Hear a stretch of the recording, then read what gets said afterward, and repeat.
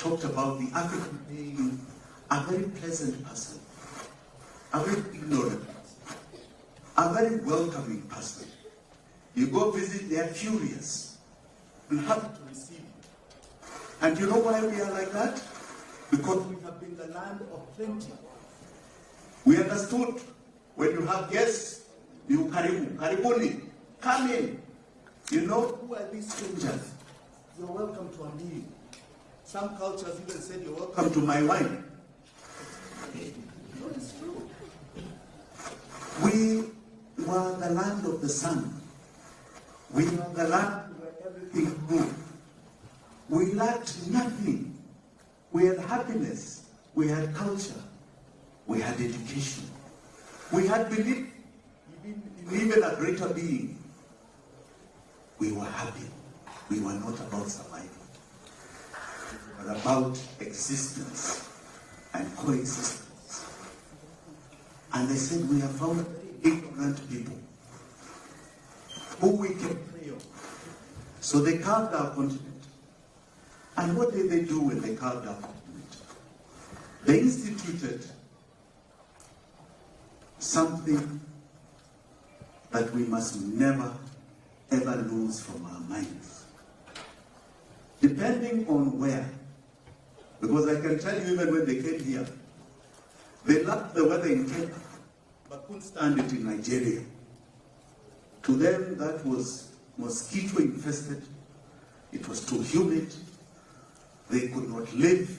They were dying. So they said, we won't fully colonize Nigeria, but Kenya we will. The weather is going to live. We have mortality in a place called Kenya. So what drove them to institute systems and institutions, or lack of it, was simply their mortality in a particular area. But the basic principle was this. They came here to exploit our land. Because they needed to live. Never forget. They came to extract from our land. They came to exploit and extract from us as human beings. And they also came to dominate us. Because it became a source of survival. And as long as their source of survival, security was premised on their clear domination of us. So in 1887, they come here with a company called Royal East Africa Indian Company. And it had a mixture of our Wazungu and some Indians. That company changed in 1902 to Imperial British East Africa. And in 1902, we became a semi-colony. We were called a protectorate. So it was the first time the so-called British government was putting its hand here. By 1920, we became a colony. And the same company had, between 1902 and 1920, become the government of Kenya. So those people who came to extract, came to exploit, came to dominate, became the government of Kenya. Now, I want you to imagine that I have come here to make profit and I become the government of Kenya. The watchmen that used to guard their properties became the policemen. I don't know whether you can imagine that and ask yourself whether anything has changed. Because for a watchman who was protecting the private company's property, the adui were the people outside. Is that too different to the policeman today? Yes or no? That is what became the system. And out of it, as they extracted, as they exploited, as they dominated. No matter what they did, they always looked for something called a bailout from the British government. They took loan after loan, even after they built the railway. Loan after loan. That by the time we as Kenyans got our independence, we were a country in debt. That model did not work. So what has changed?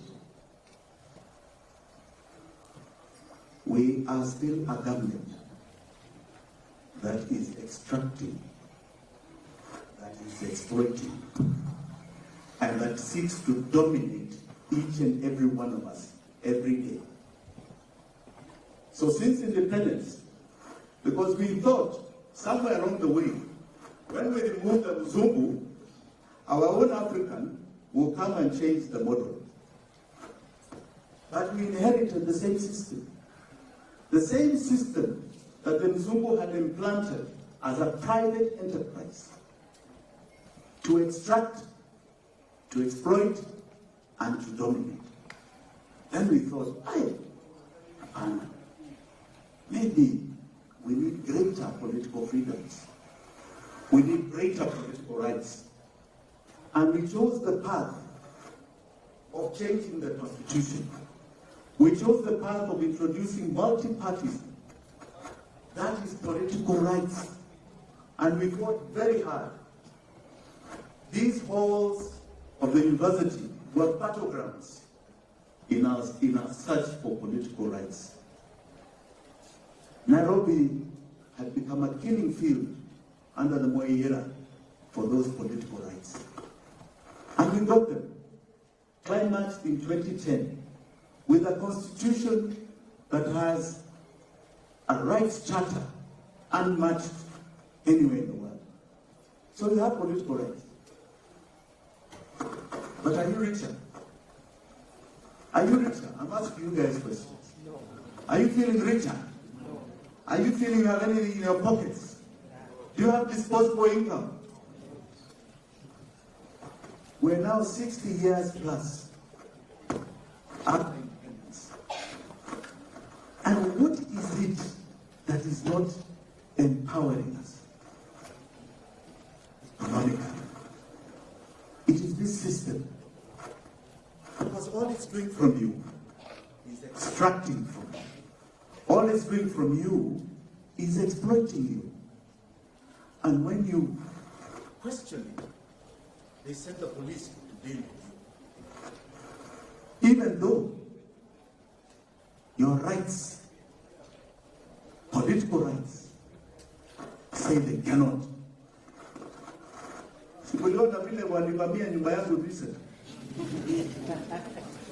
Even though they are told you cannot come inside that property, they come.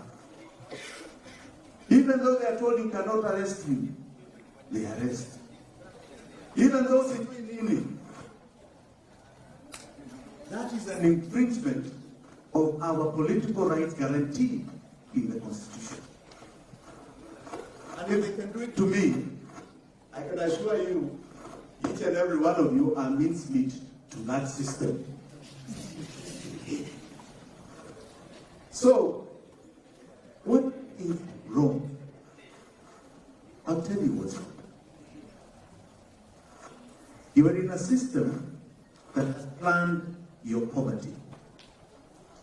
And it doesn't matter what year you go through here in school. And until you arrest this system that is planning your continued poverty, you are a slave to that system. And the system goes like this. And it was instituted by the same colonizers that needed it for their survival and their continued survival. The Mzungu is not about greatness. Even up until today, their mentality is survival. Please get it in you. Their domination, expansion, is about survival. That's why they talk about systems like democracy. Where there's no democracy, then it's not something we understand, so it is a threat to us. That's why they build up arms upon arms, because to them, it's their survival, not their expansion. And their survival is premised on dominating areas where they exploit and extract for their survival. So it goes like this in this good country of ours. Because those who took up independence, those who took the shackles, who broke the shackles of the colonials, took on a system that they also many times did not understand, and when they did, they didn't mind it, because they thought this is the best way to manage every single one of us. So it goes like this.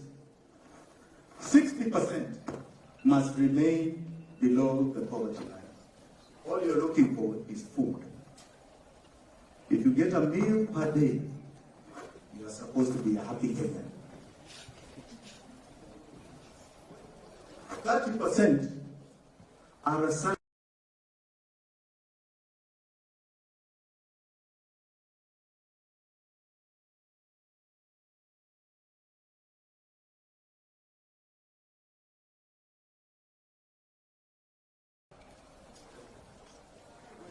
a health crisis away from poverty. And 10% are the ruling elite, of which only 1% are the true rulers.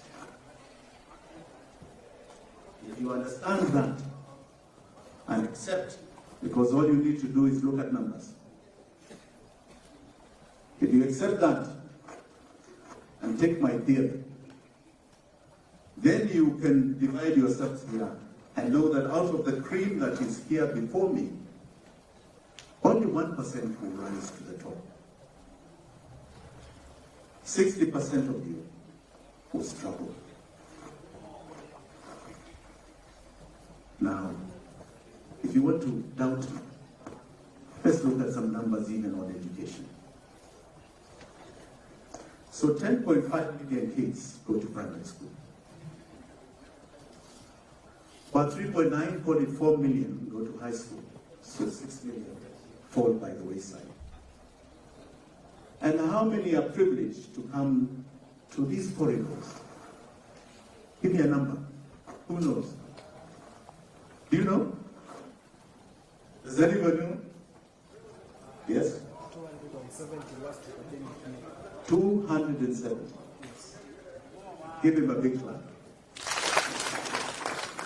So from 10 million to 270, what is that percentage?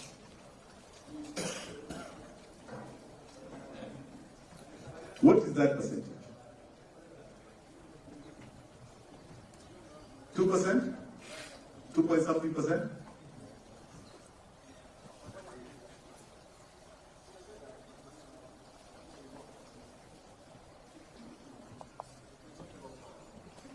Yeah, 2.7%. Give yourselves a big clap. You are among the 2.7%. But you see how sad it is. How many of your fellow Kenyans have been shoved aside? And out of you 2.7%, how many of you believe you get a job? How many? Right. So the system is rigged against you. You need to accept that, understand that. Because when you do, then you'll understand when we talk about an economic revolution. When we talk about changing the system. Changing what has been implanted in this country and most of Sub-Saharan Africa. It is your revolution. It is the third liberation of this great land of ours. It is the future, your future, and that of your families. This is your time. It's your time to wake up and say, this system doesn't work, and we have to change it. And to change it, you need to understand its impact. I have been very specific over the last 2 years of what is our current slavery. And you need to understand it and not get rid of it, because I call it a snake. If you do not cut off the head of this snake, it doesn't matter what theories I give you here. It doesn't matter what business plans I give you here, or great ideas we may have and share. You have a 60% chance of failing. The odds are stacked against you. This snake is very simply this. In order to continue exploiting, extracting, and dominating us, they introduced an amazing weapon called Dept. It's an amazing weapon. It takes everything from you. It milks you, sucks them dry. And these people are clever. I have nothing against them, by the way. It's their survival. We have got to start thinking of ours now, right? So we need to get our own plan. So I have nothing against them. We just need to have our own plan. So we thought we fought for independence, and we did. In this country we did. But the reason why, the most basic reason why, not only Kenya, but many African countries got independence, the most basic, I'll tell you, is that it was the end, it was the beginning of what was called the Cold War. And the Western nations that had so dominated our continent were afraid that we would be liberated by the communist East. So they decided to free us, give every single country independence, so that we adopt their ways, their Western ways of capitalism and their so-called democracy. Our second liberation, in as much as we had great heroes who fought, I can tell you, because some of us were privy to the goings on at the time and participated. One of the most active embassies in this country for the second liberation was the US Embassy. We had an ambassador here called Ambassador Himstone. Moi used to call him the Nyamachama ambassador because he's going Nyamachoma everywhere. And all you do is tell people, you people don't know economic rights. You must remove this, your political rights. You must remove this one-party vehicle that has been instituted in you. And if you look at the period, as we were getting our second liberation, out there in the global north, the agenda was the end of the Cold War. The end of the Cold War, they wanted to make sure that they have time to consolidate. Those were the times of huge economic gains for the West. And they wanted to make sure that this place that they wanted to continually dominate, because now you had a lot of dictators and powerful leaders that understood them, that could question them. They wanted to make sure that they got questioned in their own countries. And democracy has a way of doing that. It forces you to deal with your local issues. You saw when Ruto had Gen Z here, he could not fly. He's not flying out because you have a country that's blowing up, you can't leave. So they wanted a situation where you are forced to be domesticated with competition while they consolidate their financial gains and wealth. If you look at history, The growth of the Brentwood Woods institutions was when we were busy here fighting for removal of one-party states. That's what they were doing. They grew their financial markets and emerging markets beyond your imagination. Numbers that have never been imagined before. The US was printing the dollar like crazy and making sure it becomes the only currency. Making sure everything is dollar denominated. Making sure it is the anchor of debt and the capital markets. While we are busy fighting for two-way to be removed so that we can have multi-party democracy. And when they grew, they now came back to offer the olive branch. Comrades, are we together? They came back to start saying, oh, we're going to help you with development. Oh, we're going to do this.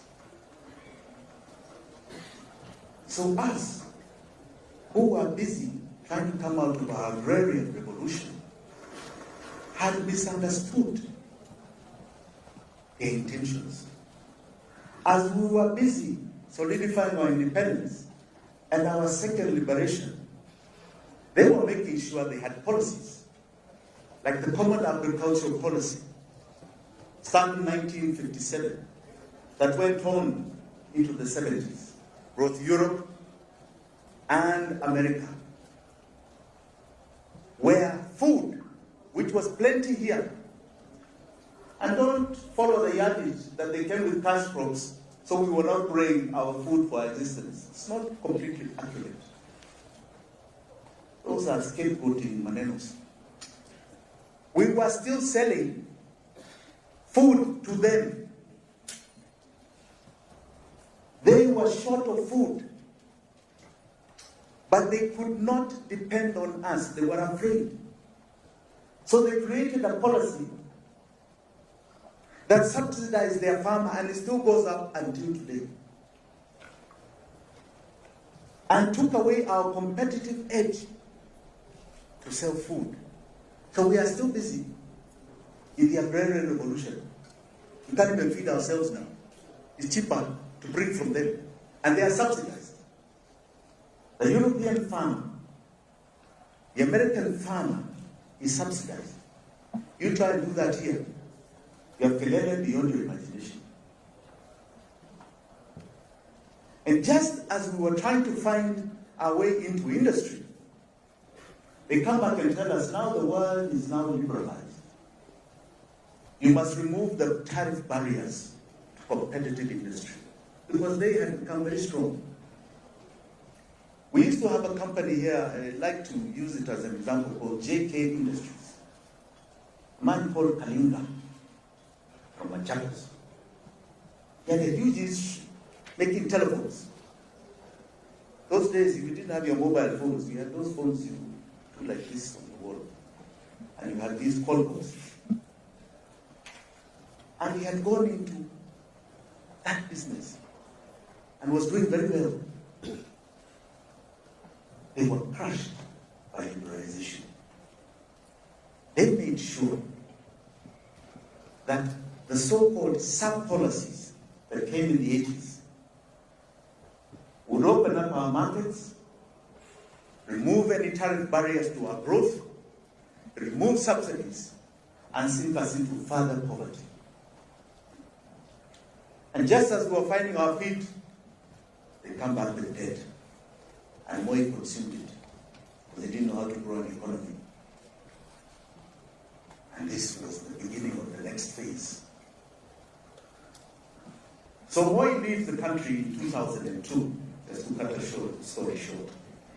And in 2002, Kibaki takes over and finds a GDP of -1. First ever in our history, and I think the only time we ever had a negative growth rate. And Kibaki finds 170 billion was our tax collections. And Kibaki says, this is all just mediocre business here.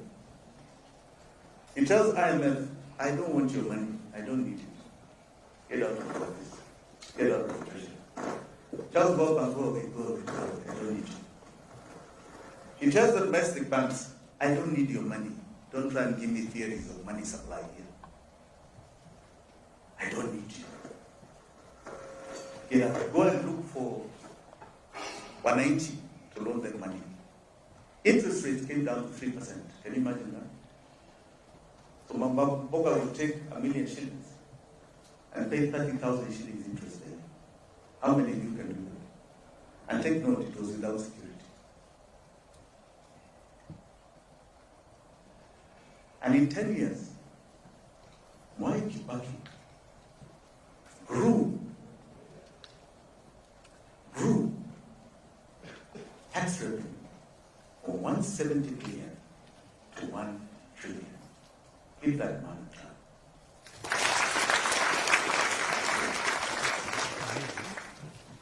And he did not, let some people here not pretend that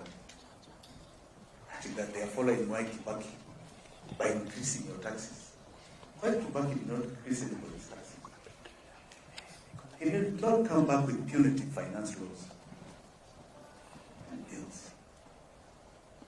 All he did was remove barriers to our growth,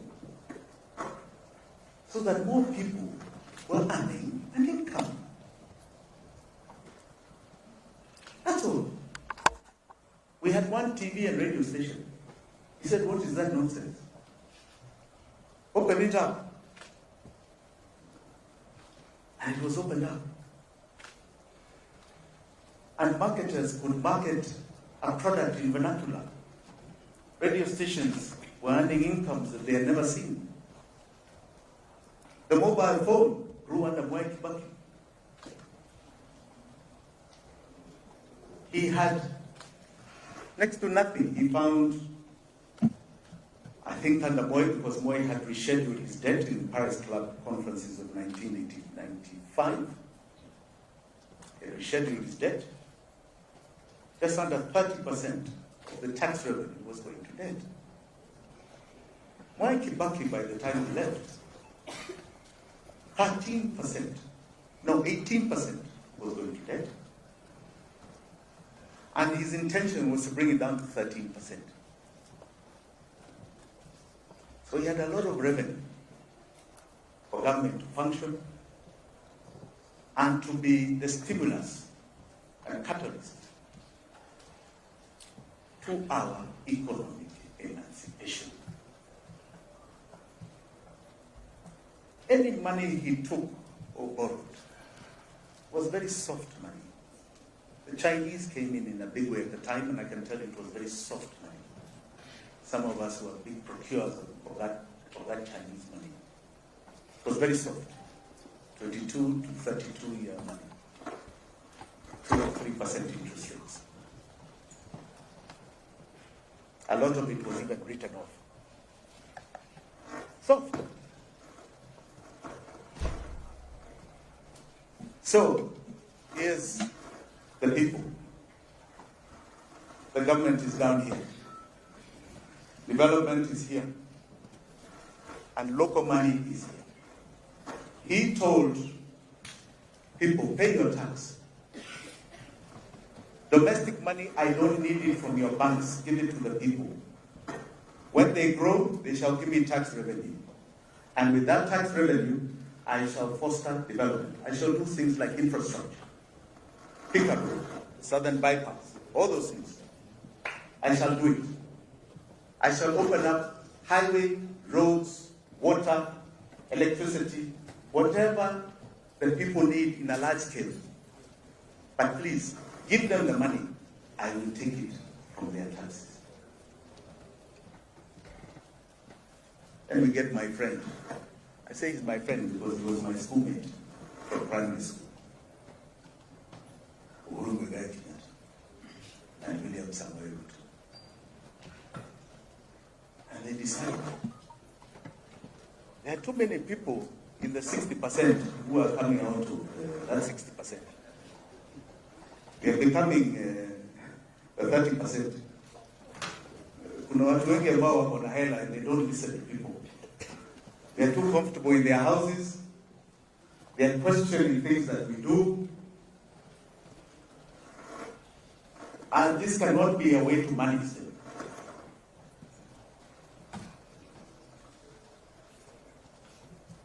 I want to give you a contra-example to that. You've heard of the Chinese-American trade agreement talks that happen every 2 years, where they talk about tariffs and negotiations. Trade between the two largest economies in the world. The Democrats have a way of pushing democracy aggressively beyond their borders. So when Bill Clinton was there, I think the premier of China was Paul Zhang. Discussions on that trade agreement were premised on China opening up to more democracy. More democracy. And Bill Clinton insisted, we are not signing until, for example, you allow the Chinese to have free travel beyond your borders, beyond their borders. It's harder to get in and out of China as a Chinese person than a foreigner, by the way. And Zhang said, I have no problem. We shall do it. I have 1.5 billion Chinese. I shall even open up TV. There, by the way, even if you go today, if CNN is showing and there's anything about China, it just blacks out on the TV. Because such a conversation, it just blacks out. They said, I'll make sure our TV opens up to you, to the world. And Bill Clinton, let us agree that when you have 300 million Chinese at the borders of New York. Asante sana kwa kutazama Wasource TV. Huyu amekuwa ni Jimmy Wanjigi akiwafundisha ama kuwaonyesha wanafunzi wa Nairobi wa University mambo na Dept ya Kenya. So sijui una maoni gani kuhusiana na alichosema Jimmy Wanjigi? Kama uko na maoni niachie hapo kwenye comment section. Kama hujasubscribe na kuomba uweze kusubscribe, finya notification bell ndio wakati wote tunapata habari kama hii unakuwa mtu wa kwanza kuipata. Hadi wakati mwingine, na kutakia mchana mwema.